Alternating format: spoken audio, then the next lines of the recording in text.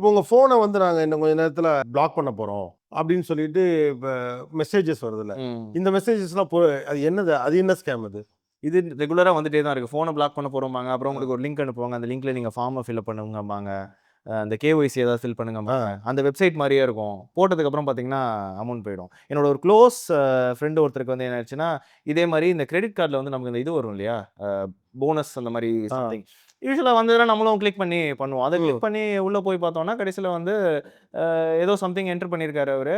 ஐ மீன் நல்லா படிச்சவரு. ரொம்ப அ அ தெளிவான ஆளு தான். ஓகே.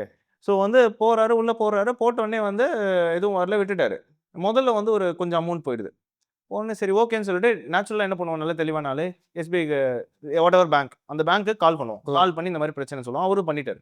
பண்ண 5 மினிட்ஸ் கழிச்சு எஸ்பிஐ அந்த பேங்கோட லோகோ போட்டு ஒரு WhatsApp கால் வருது. நேச்சுரலி வில் அட்டெண்ட் பேங்க்கு கால் பண்றாங்கன்னோனே, அட்டெண்ட் பண்ணோனே என்ன ஆயிடுது, ஃபோன வந்து ஹேக் ஆயிடுது. They can see the screenshot. Screenshot வந்து ஸ்க்ரீன் வந்து அவங்களுக்கு தே வில் கம்.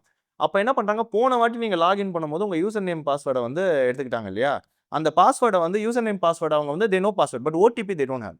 ம். ஸோ இப்ப லாகின் பண்ணோனே அந்த ஓடிபி வந்து உங்க ஸ்க்ரீன வந்து ஹேக் பண்ணோனே, அந்த ஸ்க்ரீன்ல வந்து உங்களுக்கு ஓடிபி வந்துரும். ஓடிபிய பார்த்துட்டாங்க. மொத்தமா இருக்கிற காசெல்லாம் உருவிட்டாங்க.